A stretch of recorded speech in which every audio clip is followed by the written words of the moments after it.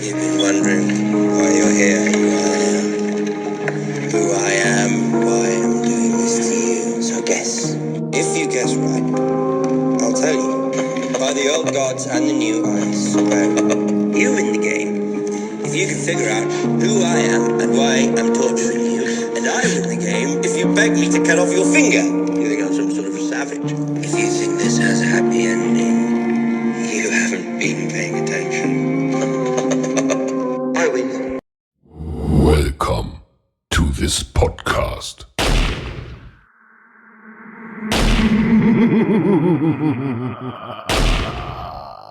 Welcome back. It's the same different day, the podcast. How's it going, brother? Day. Let's get it. What another one, baby? How you feeling, kid? Ooh, I'm feeling great, bro. Yeah. I'm feeling great. I'm starting to feel like we're hitting our groove on this. And like, I mean, I know it's only episode 5, but like, I'm really just, I don't know, like I'm enjoying it. I'm having a good time. I look forward to doing them. Yo, bro, I like to see you like this. Last week you were drag, kid. Yeah, well, you know, I mean, the everyday life sometimes takes it out of you, but that's another story 100%. for another day. 100%. How you doing, bro? Everything all right? You already know what it is, baby. Same shit, different day, kid. Let's get it. Yeah, man. It's snowing like crazy out here. Yeah, I could lose my dog if I let him go outside. Little Very Maxie. true. Very It's true. crazy. It's crazy out there. But yeah, so everybody in the Northeast, hope you're staying safe. Everybody on the West Coast, fuck you. Hope you're enjoying that weather. Yeah, man. But I'll be out there. yeah, man. I wish. Yeah, bro. I'll even stick with the cold and just go to Colorado. Like, Nah, I'm done with this cold. yeah, I hear you. Done.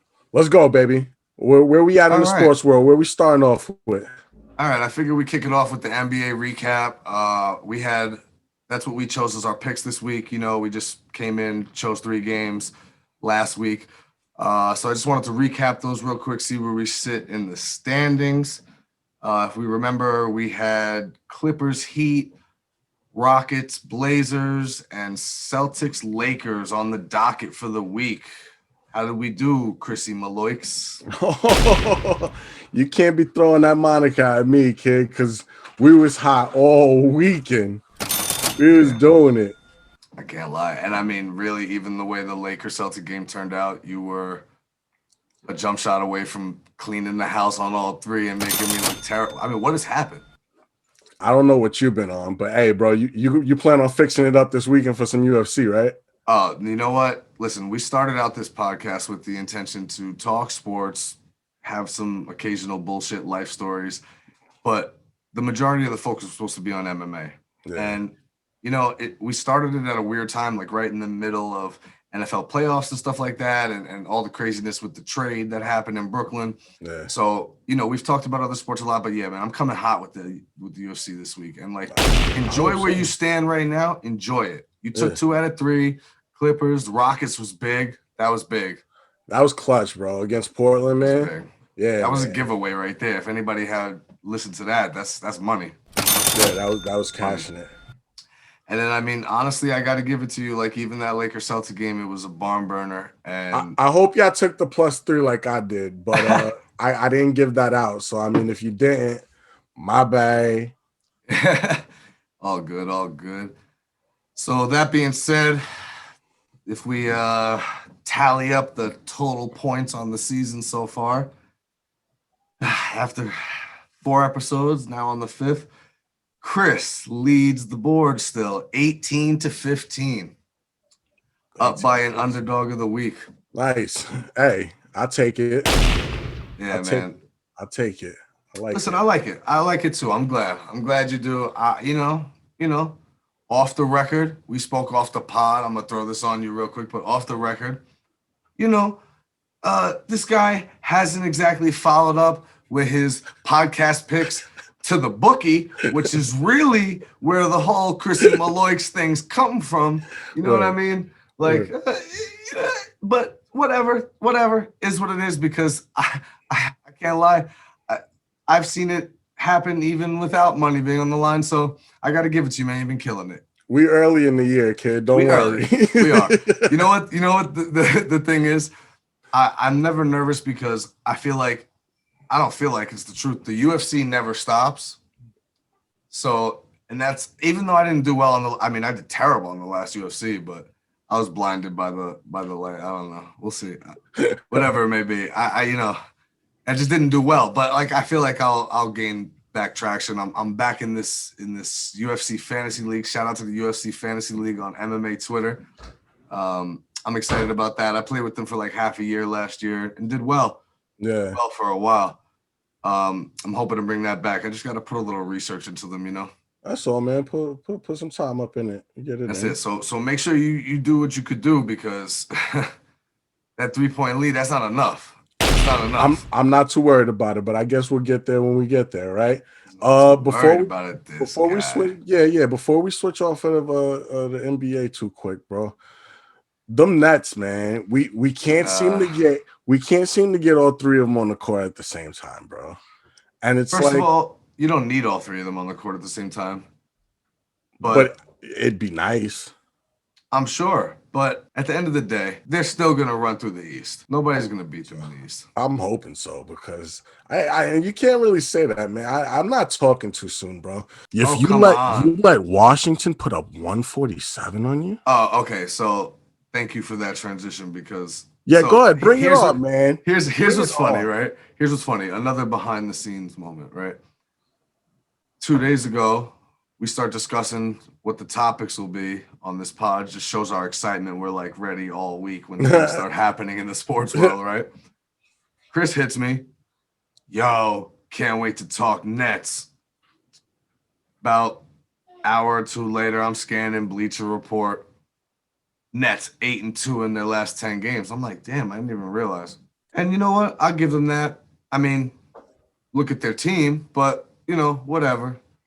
But then I just looked into a little bit because obviously the tone changed a little bit. And it didn't even really change because you didn't hit me again, but the tone changed because me and this guy right here, we could talk without talking. You already know. So I basically sat there that night watching what Washington did, scoring 8 points in like 6 seconds to beat the Nets. And I thought to myself, I don't even need to hit him. He hears me. Yeah, bro, it doesn't make sense, bro. It's not smart basketball. You can't lose that game. So since James Harden's been in net, just gonna lay something on you here. People call me a hater. Call me what you want. I don't care. I'm not a hater because the Knicks aren't in the same contention in league of where the Nets are right now. So, and I understand that full disclosure. So I don't need to like have this hater mentality to bring them down. Look at their team. The Knicks can't even compare. They're a decade away from something like that. If they could convince people that they work hard enough to be worthy of that. Right. So I'm there. I'm not hating, but I don't need to excuse myself every single time. Here's the facts. 4-3 since James Harden's been traded. And we know they lost the first two to Cleveland right away, but I have 6 games here. One game was an asterisk. It was like the second of a back-to-back against Miami, and they had a really low-scoring game for some reason. Both sides, it was like 98-88, but a game the Nets won. Okay. But here are the 6 totals the Nets have given up since James Harden has been there, minus that one game in Miami. 147 to the Cleveland Cavaliers. 125 to the Cleveland Cavaliers again. Then 124, 128, and 125. All in victories. At least one of which I believe was like by 20 points almost. Because, yeah, of course, the Nets, like, they could average maybe like $125 on the season altogether if they all stayed healthy. Right. I'm surprised because, honestly, Kevin Durant, I feel like, has made a real concerted effort in the last couple of years to focus on his defense. And like DeAndre Jordan, I mean, all he does is rebound, get some putbacks, defend the rim, right? And James Harden, not for nothing, after all the years of not playing any defense whatsoever, looking like the red the people used to draw the bull in that moves out the way when they go to the lane, wearing that rocket. Wearing that rocket red. But But actually, last year, I mean, I guess he didn't really do anything but eat before the trade. But he was focusing on his defense. Is my point. So, bro, there is no defense going on in Brooklyn. Nothing. Zero. No, I mean, nothing. It's everybody, let's come have a shoot around. And you know what bugs me about that? What I really don't understand? I hate to say it, but I feel like this is where you see the coaching aspect of the game. I feel like most of the time they should just be quiet on the sideline. Right. When things are smooth. But when you earn your paycheck is something like this. Somebody needs to get it across to the three of them that each of you could score enough for us to win a game in the NBA. Damn, I mean, then just take half of the other two of you and we've got 2 superstar performances in one night. Y'all need to dedicate that other half to really buckling down on the defensive end. Why do you need... See, because that's the problem with them the whole time. All they're about is, I got to get Kyrie 35. I got to get Harden 35 and a triple-double. And Kevin Durant, I mean, he'll get his whatever he wants, but it's about, like, even when they involve the role players, it just feels so forced.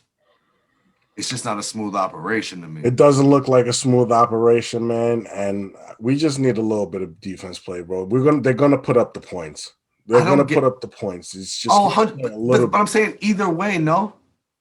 Can I ask you something? Were you not confident in your Nets to make a deep run in the playoffs before they got James Harden with just Durant and Irving? Not to say that's all they had because they were much deeper at that point. Bro, we got to stand in bets for them to get out of the first round. Don't forget about it. No, that doesn't count anymore. James Harden avoided that. What? Are you kidding me? He wore, first of all, I'm talking all that shit about him eating. My man must have worn he wore 4 sweaters that day in that Blue Rocket outfit. 100%. Well, would it be voided if Durant tore his ACL again? Would it just be voided? Holy shit! Yikes! You see? Exactly. You see, I would say the fans will attack you for this, but Brooklyn you bring it on. Fans. I'm just saying. Ain't got no real fans. See, because if I was a Knicks fan and I had Durant and you just even mentioned that, I would want to stab you for it. Like I have no control over that. Here we go again. Another one. But you shouldn't even bring it. I'm not even talking about the Chrissy Maloiks. Now I'm just talking about just in general, just any type of, do you believe in any type of jinx? Like you just said. Absolutely not. I have no part. You know what? I don't even want to say this, but just know that this is because the net fan required me to say it. Yeah, man. Kevin Durant tears his fucking ACL again. We're back on. Yikes! Yo, nah, we're still on. No, we're not on right now. Crazy. James Harden cheated. He wore a plain neck pillow around his waist at the shoot around to get them to trade him. What the hell? He lost 30 pounds in a night. Wow. Asshole.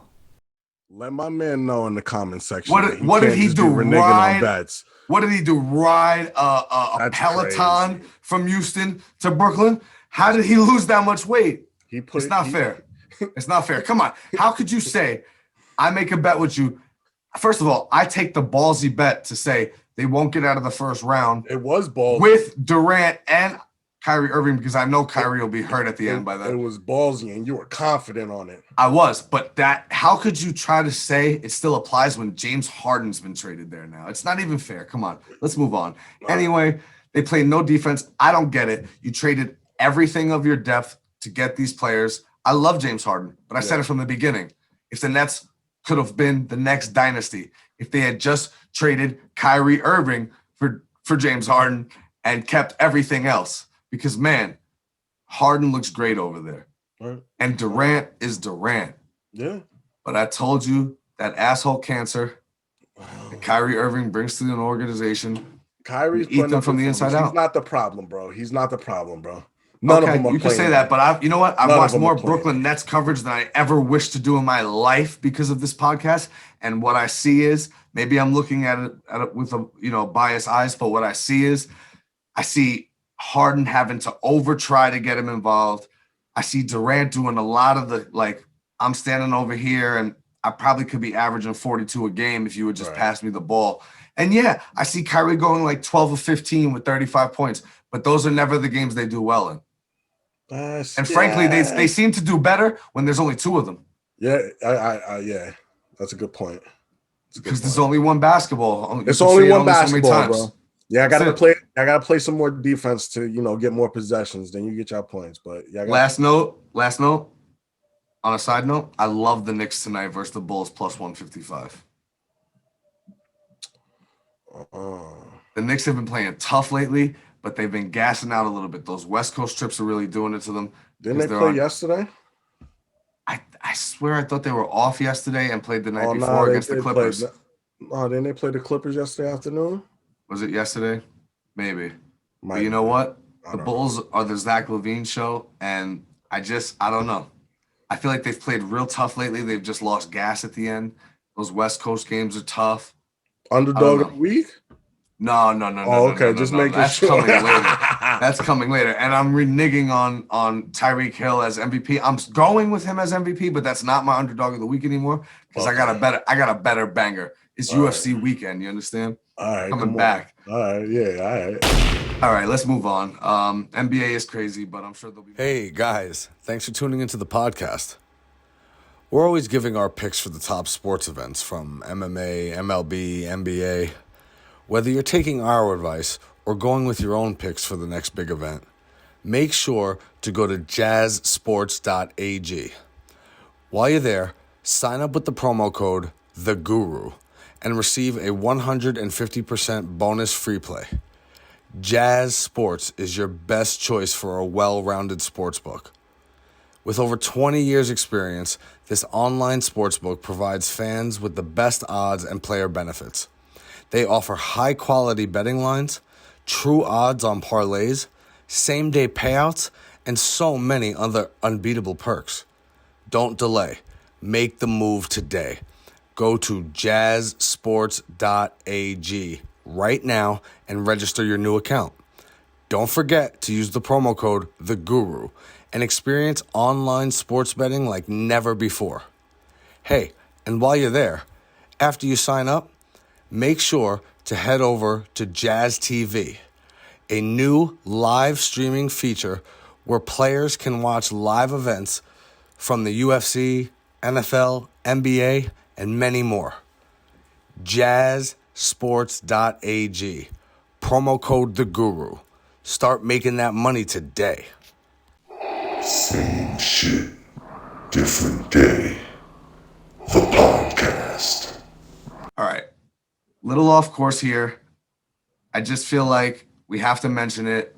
It's such a big story in society that, like, I know it's not really on topic here, and we're trying to get back to the MMA, but this is the last one before we get there. I just have to mention this. I guess you could say it in some ways. Rumor has it might tie back to some things we do talk about, which is my love for Steve Cohen, and I wish he would adopt me. Right. Well, I mean, to sum it up as quickly as possible, and full disclosure, like, I know nothing about this. I feel like you feel the same. I know the little of what I've saw and read. Yeah. I am no expert by any means. I wish I could speak with an expert on here to really explain it, but I'm trying to do as much research as I can. From what it looks like to me, there's this Reddit forum, WallStreetBets, made up of, at last told, what I heard was 8 million subscribers now. Bro, jumping. They basically formed together and they realized that if they all go in and invest in some really cheap, volatile stock, like companies like GameStop and AMC, that just naturally it would drive up the shares. Side note, I heard a little rumor that I think I heard this on one of these podcasts I was watching on YouTube, that the way this all started was when the pandemic hit, a bunch of people had, and don't quote me on this, I don't know, just a rumor I heard, but a bunch of people had invested in Zoom, right? Of course, like we're on right now. Okay. But what it turned out was it was a different company and it wasn't this platform. So but what happened was, naturally they watched the stock just rise up. And it's crazy because it clicked a light bulb in their head, and it's kind of ironic because we go through all these years of school, and I mean, anybody ever taught you about a stock? Nah, you definitely learn those stocks in regular high school. Right? You don't learn how to balance a checkbook or like, do your taxes or how about what is a stock? Like, they don't teach you the necessities for being an adult in school. I'm 32 years old and I feel like a fairly intelligent adult. I have a bachelor's degree. I graduated with a great GPA. I'm 5 years into corporate America, doing well, achieving big things. I still don't really understand stocks perfectly. Right. That's a shame. Right. That's a shame. But whatever. This is just a rumor. I heard they saw that it drove up the shares like crazy, and they all made off on it and made money. So, talk started flowing on this Reddit, and they decided to go in and take these like obsolete companies like GameStop and AMC, and if everyone just went in and started purchasing up shares, what would it do? Naturally, drive up the price. Yeah. This literally leads to a hedge fund being taken down. Yikes! Mm-hmm. The owner of the fund was at risk of losing $13 billion. Yeah. Holy shit! Big money. Former Steve Cohen protege. Mr. Gabe Plotkin. Now, when we first spoke about this offline, you felt like, so that's like his boy. But I'm telling you, I don't know if this is the case. Maybe I'm just I'm giving you the protege name. You're my wingman.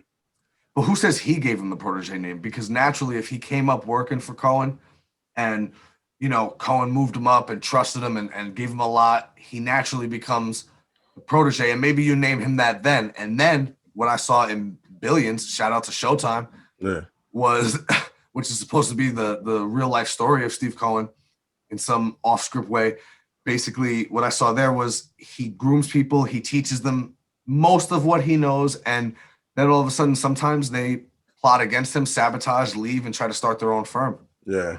So maybe that's what happened, because then apparently Cohen and another fund go in and they say, like, a lot of people painted it as save them by putting the money back. Right. But what I read, once again, don't quote me, but I read that it was that they bought it, the hedge fund, basically are now in ownership of it. I heard it was a loan. You say they owning it. Only time will tell. What you do in the dark comes to the light. It doesn't look good when you sit there and you're doing all these replies and you're talking, and then all of a sudden, snap, you delete your Twitter. It doesn't look good. Okay. Full disclosure about that, though. Let's not slander anybody against the truth. The truth of that was that, and I believe this 100%, I am on Twitter, and it is a dark world. Oh, it's a dark, disgusting world. They threatened his family. Yeah. So he got off. Yeah, he was 100%. He was interacting with Met fans for the first time in my whole life. 32 years old. I've been a Met fan my entire life. You still think that's a good idea? Now after all this, you still think that was a good idea? I never thought it was a good idea. It always made me nervous because I said to myself, these people are animals for the most part. I hate to say it. Yeah. But they are. Like, there's a lot of good people I've met on Twitter. It's a bunch of vicious people that hide behind the screen. 90% of them are people who hide behind an avatar profile and get to say whatever they want to whoever they want. And, it's just an ugly thing out there sometimes. So, but I don't want to forget what you said. You said, it comes out, right? It all comes out in the light. How about the Robinhood app, who decided to it's not a what comes out in the wash comes out in the rinse situation. No. What they kicked in the door, waving the 4-4, slapped you upside your head and said, nah, you crazy. What do you think you're gonna take? You think you're gonna take money from the rich and you're gonna give it to the poor? What do we look like? Robinhood? Wow. Do you know? Crazy. I don't know. It's been a long time. We're adults. I get it. Do you know what Robinhood's whole purpose was? Steal from the rich, give to the poor. Yeah. What's funny is, if you were rich and you had a broker who handles all your stocks, you could have called in, and literally, this is a fact. They all went in, made probably billions of dollars as shares sank in price, while Robinhood cuts off public trading to the only resource that the average person has to buy and sell on the free market of the United States of America. Yikes! Bro, it was Turned it off unprecedented today. Unprecedented. Never heard of anything like it. It was nuts. It's scary. It's really scary because it was one of those moments. Yeah, it's one of those moments where they say, you got to say to yourself, they really could just legislate anything they wanted at some point, right? That being said, I'll end it on one point here. And full disclosure, that concern over them being able to legislate whatever they want is a concern that majorly applies to the next thing I'm going to go into, but I just need to make a quick plea out there to anyone who could hear this. Get you some crypto. This was the proverbial nail in the coffin. Most of this country did not trust the government anymore anyway. It didn't matter which side they were on. Right. You know, it's two sides, both sides not trusting the middle. Yep. And at the end of the day, seeing what Robinhood did here and how ugly it was, man, I think this is the true nail in the coffin. I'm late to the game telling you about it when it's at 35,000 a Bitcoin. But get you some. And if it's just a little bit. Just a little bit, get some, because there's a lot of talk about where it will get to in just a few years. And you know what? I just get the feeling that finally, even, you know, the conservative people, and I don't mean that in a political way, I mean conservative in a sense of people who, you know, don't trust banks. You think they're going to put their money in crypto? What does that even mean? What am I buying here? It's like in the cloud. But it's the wave. How many things do you have to see turn that way before you say to yourself, all right, I'm finally going to get in on this one before I'm the last broke dude here? Exactly. You know, fuck that. Exactly. Get you some crypto. And if you got some, you know, don't put your whole life into it. But if you just got a little something extra, something sitting in between the mattresses, throw it in there. I'm telling you, because it started at 6 cents a share. Imagine if you had it today at 35,000. Holy shit! And that's all. We leave it at that. And if you really got some disposable income, go get some Dogecoin or Dogecoin or whatever it is. It's at like, it went up to like 4 cents, maybe back down to 3. But if it ever gets to the dollar, like they say, forget it. It's like a $3,000 return. It's insane. 3,000% return. It's nuts. But, well, it's a transition from that. Because, man, I'm hot and I'm ready for this event coming up this weekend. UFC Fight Night. What I'm going to do is I'm going to win me some money. I'm going to transfer that to some Bitcoin. You understand, kid? I like the way that sounds. My purchasing is going to be like, it's going to go through the bookie into the Bitcoin wallet. Okay.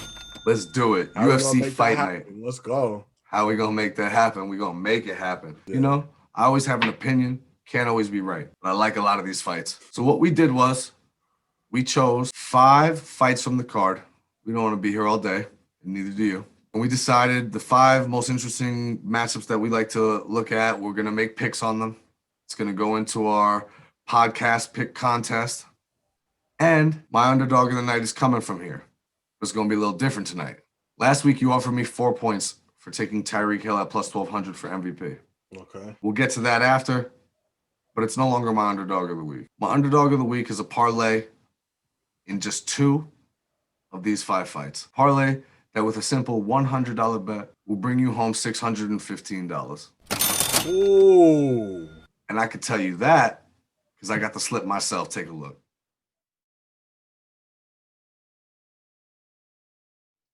That being said, let's run it down in order. Starting out, we got Michael Johnson, Clay Guida. Bro, I put a lot of stock in Michael Johnson back in the day, bro.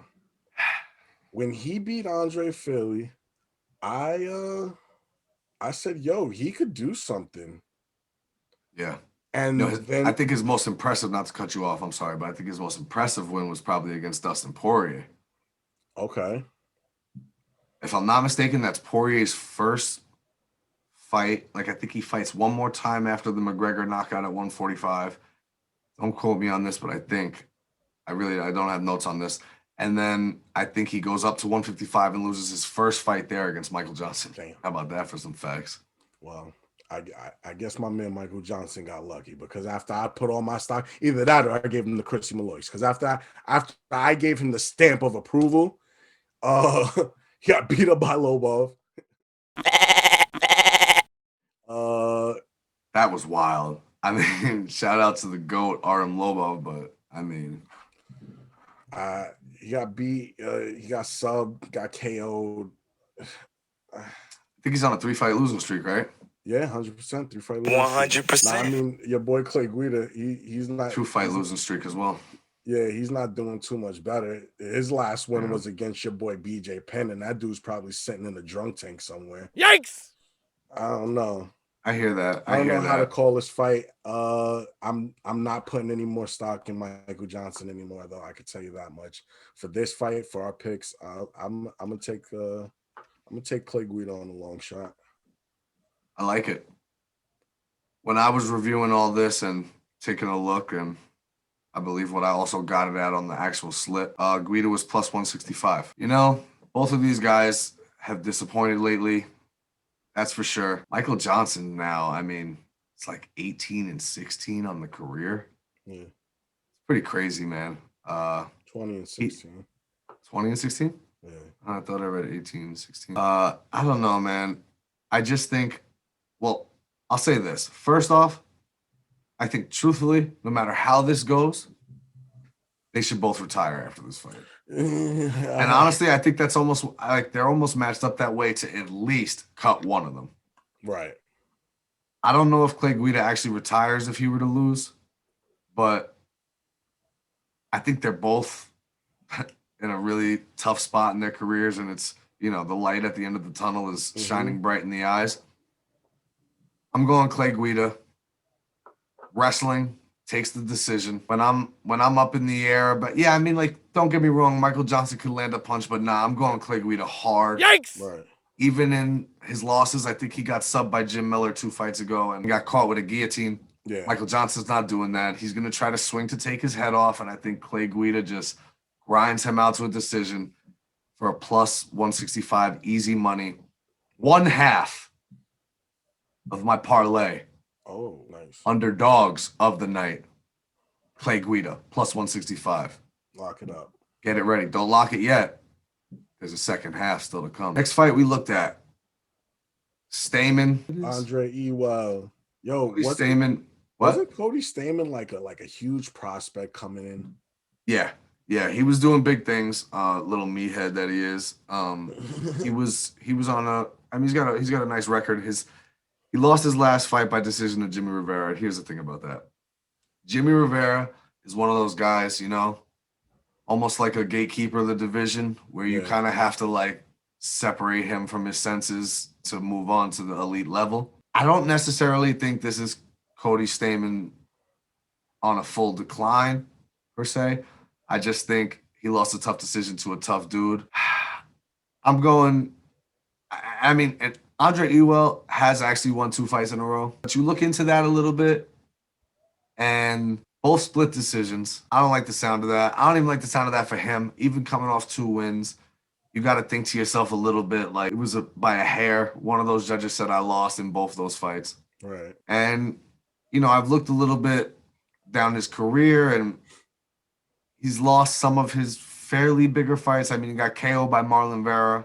Yeah, but that's Cheeto, man. You can't blame him for that. Yeah, but it says something to me, you know? I mean, a rear naked choke to Nathaniel Wood, who's on a weird trajectory. Like, he was also a good prospect until he lost. I don't know. I think Cody Stamen bounces back by decision. I mean, he's minus 300 the last time I looked, so it's not the craziest thing in the world. Yeah. But I think it was kind of set up that way. I think the UFC has high hopes for this kid. Right. And I think this is very, very pointed matchmaking. You know, to the blind eye, you got a guy on a 2-fight win streak. Right. Stamen needs to bounce back after that decision loss. I'm thinking, I mean, he still does it by decision, in my opinion.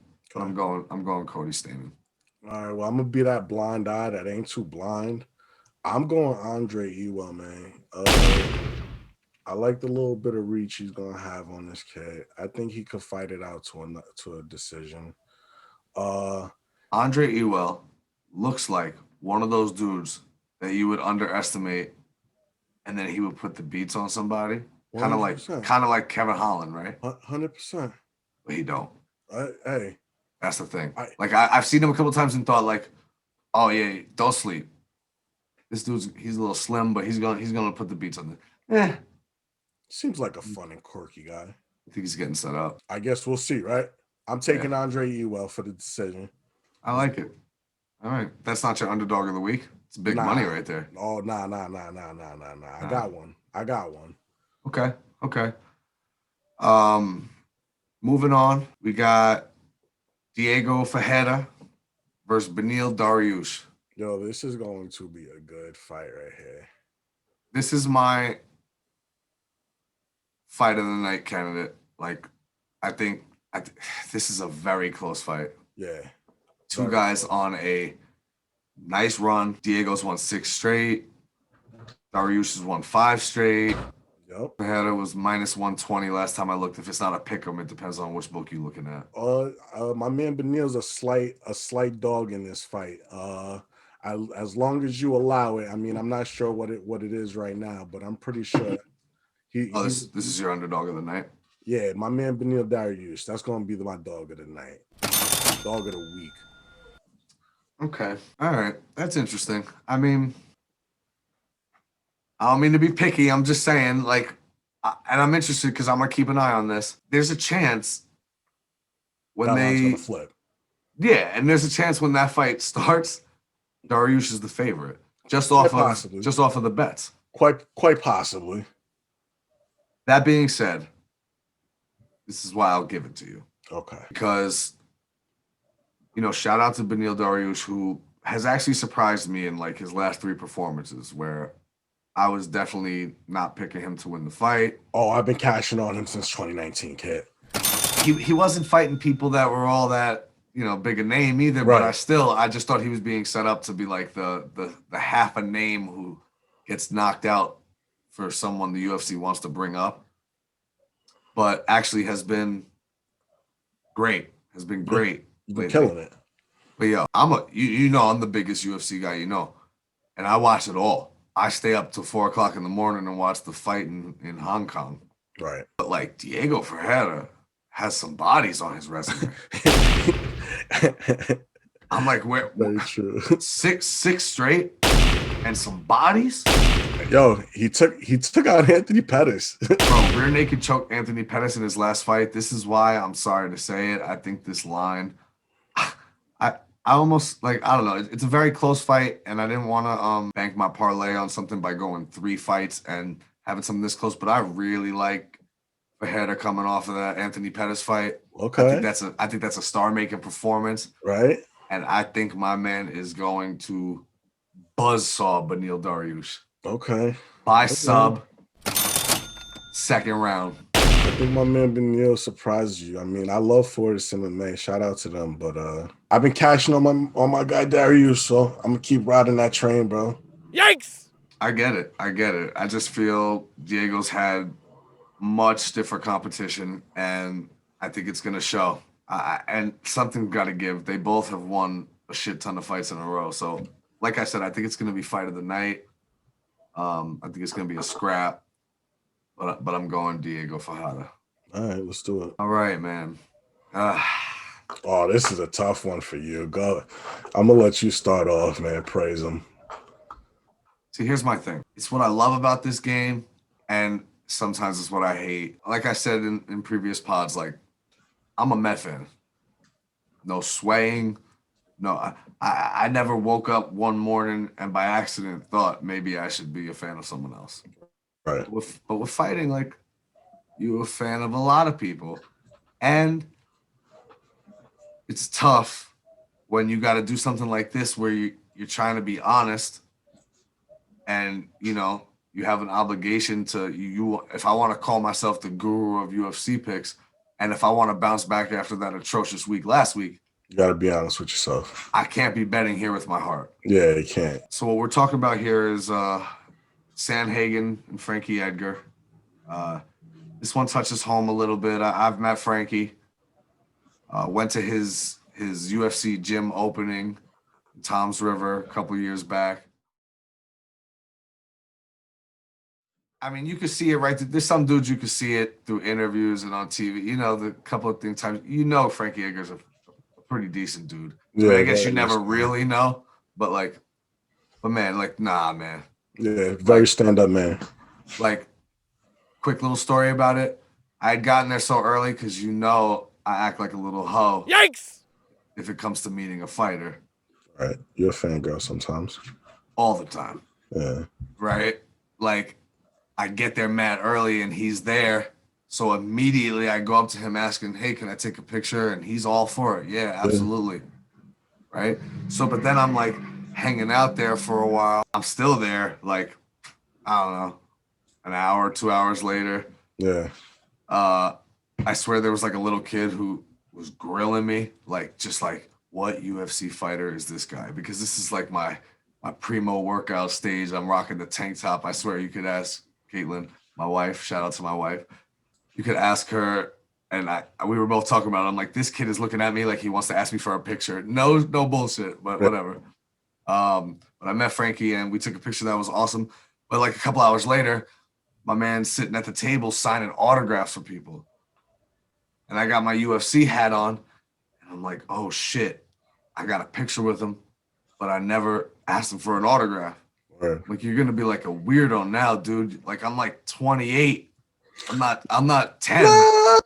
No, not really. I had to hit it back, bro. I had to come back. Yo, what's up, Frankie? I'm sorry, man. Could you sign my hat? Yeah, right. And I swear to God, his mans who was standing there goes, yo, don't worry about it, yo. He's got that. He'll do it for you. Hands him the hat and goes, what do you want him to sign it? Conor McGregor? And yo, I'm not gonna lie, bro. And it ain't because I'm scared of Frankie Edgar like beating me up, and you know that. That's the honest truth. But I was like, nah, fuck that, yo. I want Frankie's signature. But really, I'm like the biggest Conor fan in the world, and that felt very phony, so I just had to admit it to the public. Damn. But it wasn't out of, dude, I swear it wasn't out of BS. Come on, you know what's up. It was more out of just respect. The dude 100%, man. And he's about to sign my hat after this 28-year-old weirdo has been hanging around this gym lurking. All in all, bro, Hall of Fame career. Oh my God, I love the guy. That's all I wanted to say. I love the guy. He's been up and down in the last couple of fights. Losing that decision to Holloway, getting but killed. He's always fighting names, so you can't look at the record and be discouraged about anything. He's always fighting names, bro. Frankie is sort of at this point in his career the gatekeeper, not to the elite level, to the championship. Right. You beat him, you're probably like, Bro, hey, and that says it all. Corey Sandhagen, bro, if it wasn't for Aljamain Sterling, he'd be fighting for a belt. So you know what's coming.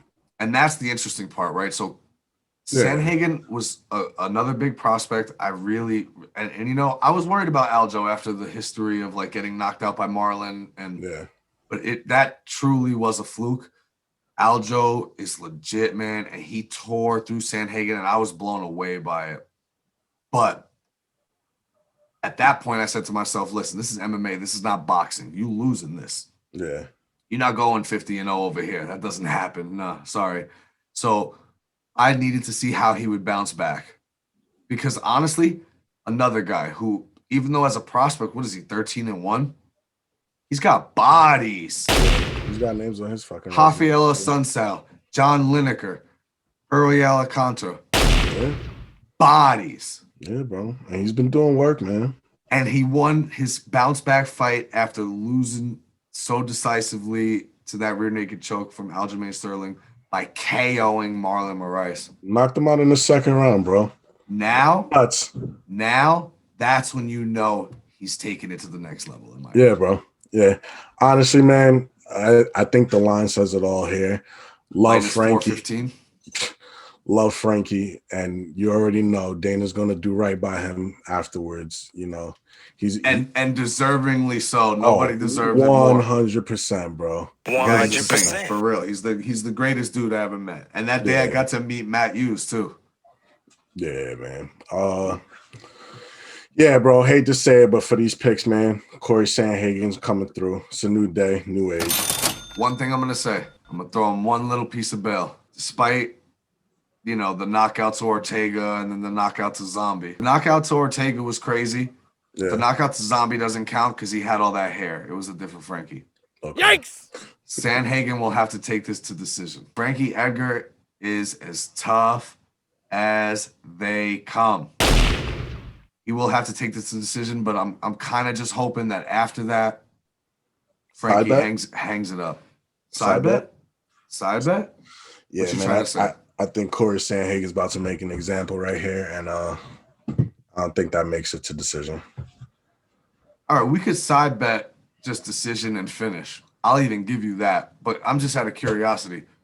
Which way do you see him finishing him? Oh, now you. Yeah, I mean, yeah. I'm just curious. No, I'm not trying to put you to that for the bet. I mean, I could see a sub, but yeah, I'm thinking KO. I think he comes out to make an example of him. Side bet. He wants next after Jan and Sterling go at it, bro. 2 points, right? 2 points on the side bet we do. Spoiler alert, which will be for a pod down the road. Aljo about to. We're gonna come back to that. Honestly, we will. But I just see down the road, I can see a rematch with Sandhagen and Aljo, and I'd be interested to see how that goes. You know, but TJ Dillashaw is also coming back too, so we'll see. I don't know without the juice. Yikes! Oh, him. Yeah, but I mean, okay, so we're both going Sandhagen. That's the second one we agree on. We both had Clay Guida. Now we are down to the main event of the evening. Yes, sir. My boy Alistair's been holding down a lot of main events, bro. Yo, man. He's on some like second, third, I don't know. What is this? His fourth run, but it's like the end run, I think. It's nuts. He keeps coming back out here, bro. I thought when he got his lips split crazy, it was, but nah, he just keeps coming back out, bro. It's crazy. Look, let's be real, right? At the end of the day, there was the Overeem stage. Yeah. And I mean, that guy, forget it. Like, the UFC heavyweights are, you know, technically a little lucky that guy never got to actually fight in the top of the UFC before USADA came in, because you think Francis Ngannou is scary? This dude is just as big, if not bigger than Francis Ngannou, threw just as hard as he did, and threw kicks. Yep. Like Dustin Poirier was throwing a kick at Conor McGregor the other night that probably felt like a baseball bat. What do you think Alistair Overeem during the Overeem days, what do you think his leg felt like? It's like literally, and not a branch, no, like a tree trunk. Yo, literally, like the shit that's in the ground. Yeah, bro. Yep. I mean, so this main event, both of these guys coming off knockout wins, bro. It should be a banger, bro. So I agree. The heavyweights are always crazy. After he had to cut it down, and obviously wasn't Overeem anymore. Don't give me that age bullshit. My man had to pass a drug test, so yeah, he deflated. He was done. Totally different person. But I gotta give it to him, and it's funny because that's how talented the man really is. He's almost like the A-Rod of the UFC. I actually think you could have been still pretty successful without it. He changed up his whole game plan. Yeah, bro. Dude, it's time to stop doubting the Reem. I'm dead serious. I see him getting back to a title fight eventually. Really? I mean, Volkov, listen, he's dangerous. Got them hands, baby. He's traded W's and L's in his last 5. He beat Verdum. He loses to Derek Lewis. He, decision against Greg Hardy. Yeah. Then loses the decision to Curtis Blades. Then KOs Walt Harris. The Walt Harris one, you can't. I don't really count those, man. Walt Harris is in a whole different mind space, bro. But the Overeem KOing Walt Harris is actually the one coming right off of the track. Wasn't that? Well, yeah, but wasn't that the second fight after? That was Volkov was the second one. Yeah, Volkov was the second. He was still in that mind state, bro. As much as he was. You know what? Nah, I don't like that. But I agree. No slander on Waller Harris. I think I like him a lot. I think he needs to take a substantial amount of time off to just recalibrate. There's never a time you're going to be normal again. But like, you just need to. You can't be in there that emotional. You know? Yeah, very true. But I'm just saying, man. I think wrestling and Top Control rule the day. Don't get me wrong. You know, I always have to caveat things to some extent. This is the UFC. This is mixed martial arts. Yeah. And Overeem has sort of had a tendency prior to the 2 previous fights. Now, you can't count the Ngannou one because that thing would have literally knocked a bear's head off. But, like, he did start getting a little chinny there for a little while, you know? Yeah. Stipe running backwards, throws a little straight and just jabs him, and he's talking about Stipe tapped out. Like, what are you talking about? What are you talking about? That never happened. Yeah, right. You got tap pieced. What are you talking about? Stop it. But you know, he's reinvented himself. And I just think, you know what? I thought he almost would get knocked out in his last 2 fights too. But what he did was implement a different game plan. Take him down, beat him up. And he's got submissions and some vicious ground and pound, dude. He can finish people on top. He's shown it 2 fights in a row. And that is the second half of my underdog of the week. Overeem plus 155. Parlayed with Clay Guida. I happen to get at 180. 100 to win you 615. That's my underdog of the week. Damn, son. I don't know how that makes you feel. I mean, I guess maybe the Chrissy Maloiks will come through in full effect this weekend. But I don't know, man. After going through my notes, bro, I had Volkov coming out of this. Okay. My man over there is like, cash it. As long as Clay Guida can get through that first fight, I'm going to sleep.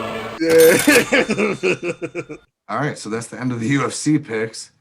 I got Volkov. I got Reem parlayed with Guida as my underdog of the week. Well, I'm only getting 3 points for that. Plus 6. For what? Nah, I'll take 3 points for it. I don't want nothing more because. For what? The parlay? Yeah. But that's my underdog of the week. You got a whole parlay as underdog? Fucking right. How about that? I thought Clay Guida was the underdog. No. I said, have you not been following? Oh, you want the whole parlay? A whole parlay. 100 to win 615. I'm putting it on notice now. I'm going out on a lead. I'm putting this out before the fights, and I'm putting our podcast name on it. What do you think that is? Let's go. I would settle for the extra 1. We agreed on the 4 for Tyreek Hill last week. All right. I won't. I'm not doing that anymore. But just an extra point. Because you know what? It's not as crazy as you think. Plus something crazy. Hey, when the odds and a parlay is like. I mean, the odds tell you how crazy it is, but a parlay is what it is. No matter what you want to say, I still got to win 2 of them. But not only am I out here giving underdogs of the week to gain ground on you in the standings, I'm out here giving them plus 600s to go and cash in this weekend. You understand? Yo, when the guru tells you something, you follow it, kid. That's right. Yeah. So we rounded out with that side bet. Edgar, I'm saying loses by decision. You're saying gets finished. Doesn't matter when, just gets finished. Word. That'll be a side 2-pointer. We're doing 4 points for my underdog of the week. A parlay that's going to win you $600 this week. Remember it. Say thank you. We're going opposite ways on the Dariush fight. Nice. Okay. We're going opposite ways on the Ewell Stamen, Dariush Fajada, Volkov Overeem. So we got 3 fights going opposite. I love it, bro. Nice. UFC, man. Excited. Yeah, bro. Fight. It's good to be back, having the action back, bro. Hopefully, I mean, it got a little watered down towards the end of last year, bro. But honestly, since we had to miss a couple of weeks and it's been spread out a little bit. Yeah, I'll take a 2-month stretch of fights every weekend, man. Yeah, not for nothing. I'm enjoying it, and after a week like last week, for so many reasons, the picks, what happened, how it happened, I just want to wipe the stink off of that one, and I want to get another one. It's almost like I lost, and I'm just waiting for next week's game so I could get through it. Right. But yeah, I'm excited, man. Overeem fight is always good. Heavyweights are good. I love Frankie, and despite how I think that might turn out, it's going to be a good card. I think it's a sneaky good card. There's more fights than that I would have talked about, but like we said, don't want to be here all day. Yeah, man, for sure. Sure. We got some good picks set up for next week that we could go over. And I guess with that being said, go back and maybe discuss some final Super Bowl thoughts. Super Bowl. Hold on. Before we get to the Super Bowl, bro, we talk about NFL now real quick. Let's run down this thievery of a trade that went down this weekend. What do you think about that trade, bro? Matthew Stafford, bro. Can I ask you an honest question? Getting the king ransom. Honest question. And I know Jared Goff basically sucks, right? Hey, put a little bit more respect on his name. All right. Disrespecting that man, yo. That's crazy. I said basically. That's crazy. He's been getting the same amount of respect from the Rams owners. That's nuts. I've been way more aggressive on other people. I think that's almost being kind. Yo, they told Jared Goff he would have to fight for his spot against Wofford. What? Yikes! After coming out in interviews and saying, all that being said, let me ask you a question. How much better is Matthew Stafford than Jared Goff? Bro, I've been watching Matthew Stafford lose. If it's not a Thanksgiving game where I'm losing money, I've been watching him lose forever. Now, don't get me wrong, though. As like an avid fantasy football player, I gotta say, he's one of those guys who, like, if you're one of the guys who wants to, go the old school, old-fashioned route of loading up on the running backs and wide receivers early on, he's a guy that you could get late that could have like a top 5 statistical fantasy football season for you. Right. But that's because in fantasy football, it's very cut and dry. A touchdown is 6, an interception is 2. Whereas in real football, a touchdown is 6, and an interception could be nothing, or it could be 6, or it could, it's like it reflects differently. It could change the momentum of the game. I know recently Aaron Rodgers said something like, who doesn't get enough respect for throwing those no-look passes to like Pat McAfee on his show or something like, right. Number 9 in Detroit. Like, I don't give a fuck what Aaron Rodgers had to say. Like, I've watched him for plenty of years, and not that I know more than Aaron Rodgers. I'm not like he's not like the worst quarterback I've ever seen, and he definitely like has played well enough to stay a starter in the league. And truthfully, since Megatron's left, he really hasn't had many weapons. Bro, how much better is he than Jared Goff? Wasn't he the reason Megatron retired, bro? Like he got tired of playing with that bum, yo. Like, what are we talking about? Shit. Matthew Stafford got how many first round picks? What's it gonna cost to get Deshaun Watson now? That blows everything. Wait. I heard they tried to get Rodgers. So when I heard that, I almost said to myself, discount double check Rodgers? But like, this is my train of thought when I heard that. They said, they tried and Green Bay was not having it at all, right? But like, this was my mind state. I was like, okay, wait. Did they call Green Bay with an offer in mind, right? Saying, you know what? We'll give you Jared Goff, 2 first-round picks, and a third-round pick for Aaron Rodgers, right? And Green Bay said, lose my number. 100%. 100%. And then, somehow, LA said, all right, let's go to TJ Maxx and get the slightly malfunction shirt with the seam kind of coming up the shoulder, Matt Stafford. Word. Right? And Detroit was like, what are you willing to offer? And they looked at each other and said, well, look, we had basically parted with all of this for Aaron Rodgers already. Let's just get the deal done and offer the same thing for Matt Stafford. Because if this is the case, then Houston might have to request like the opposing team's stadium for Deshaun Watson. For Deshaun Watson, you got to give up. You're going to have to give up your it's got to be a number 1, number 2 pick. And you got to give up at least like 5 first rounds for the next couple of years. Bro. All right. Can we agree on this? Had to be the offer for Rodgers, right? and then they just I didn't hear about that, but Rodgers was never even. I heard that on ESPN. That I wasn't reading that through the Bleacher Report comments. They wouldn't even play with Rodgers' future like that, bro. They wouldn't even do it. It was never even an option. So for them to even call him, they wouldn't even listen to that. And you know what though? I'm gonna be honest. I do think Matt Stafford is way better than Jared Goff. Really? Yeah. Oh, he's gonna make a lot of. He's gonna make a lot of mistakes. But go look at the stats. He's gonna throw you 30 touchdowns, 4,000 yards. I don't even think Jared Goff's good for that anymore. Okay. The guy's completely done. That'll be. He was not. He was essentially. He was the least of the trade. Right. Like 2 firsts. Oh my God. And then a third. This isn't the NBA where you get a second round pick and it's like, yeah, nobody really cares. No, the NFL, a third round pick could be like your next star cornerback. True. Like, are you crazy? And 2 firsts. 2 firsts. Well. And knock on wood, God forbid, but they're Matthew Stafford or not, they're like one Aaron Donald injury away from being a bottom 5 team and giving a first round pick to Detroit. And Detroit gonna be there too. So they might have 2 in the top 5 one year and completely reload off of this. Like, this is nuts. This is highway robbery. And frankly, I don't care whoever you are who's gonna trade for Deshaun Watson. Nah, you can't get fleeced like that. You gotta say to them, yo, I'm not even giving you that. I don't know what the hell was wrong with them.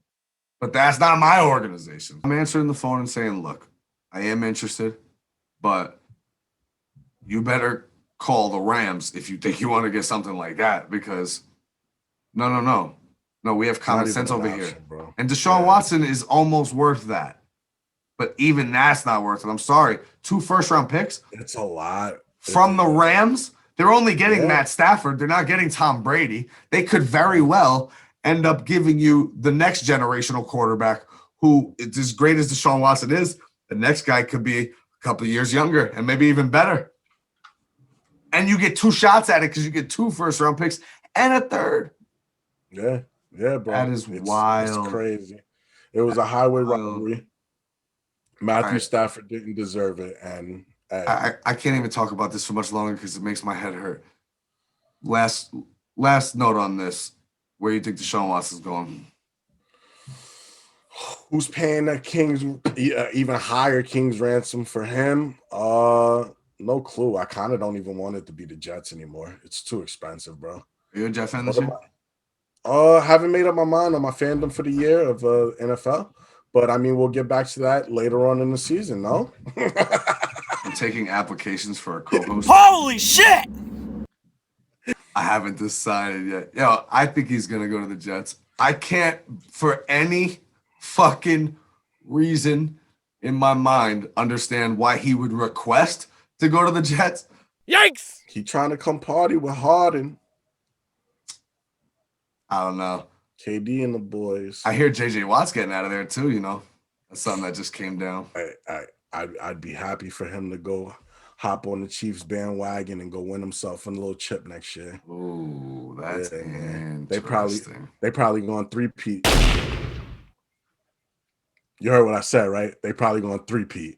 You already know. Back to the Super Bowl picks. Let's go. That's right. I love the transitions. Chiefs -3, baby. Lock it up. Still -3. Yeah, man. We riding against Brady. Take it for what it is. Y'all seen my picks every week. I've gone against them. So you go at your own risk, but you know where I'm going to be at. I like them too. Listen, man, this is the passing of the torch. Yeah, bro. Like, I just can't go against them again. I think it's a very high-scoring game. I hope so because I want to enjoy it. And I just think Mahomes outlasts him at the end. I'm hoping something poetic, which is probably going to be because it's Tom Brady. He's like an alien. He doesn't live a normal life. He lives the life of a movie. And then I think he retires after the game. That's my hot take. I think this is it. Like, he officially passes the torch. His point's been proven. He's never going to be better than Mahomes at this stage. I still got Tyreek as the MVP. Yeah. I didn't go any. I don't know, man. Usually for the Super Bowl, I throw a prop bet, heads or tails. Wake up that morning and give it's a 50-50 shot, but of course the odd makers is going to win on it. So what's your favorite prop bet? And I know we didn't discuss this, so you probably didn't prepare or nothing, but what would you say? We've seen many Super Bowls. Yeah, just because if I haven't seen a number, but depend upon. Forget about the number. What's the bet? Like, what's the one you like to? I'm gonna give you my lock. My lock is gonna be probably this could be a lock. Probably tails. What I'm gonna throw in, I'm gonna definitely throw in the tails on the coin toss. But if I had to take a prop bet, no, I need to point something out to you. The idea of a coin toss is literally the opposite of a lock. It's 50-50 chance exactly. Nah, because you know what I'm saying? It's gonna be tails this year. It's just how it is. I'm telling you what it's gonna be. But according to the game, if I had to take a pick, I want to see what the number is on the over/under for Mahomes rushing yards. Don't have it in front of me. They probably put up the line, but I don't have it in front of me. Really don't feel like. I like what you're thinking there. We could always. He's gonna have to move. Yeah, he's gonna have to be on the move. Bro. Exactly. Yeah, I like what you're thinking there.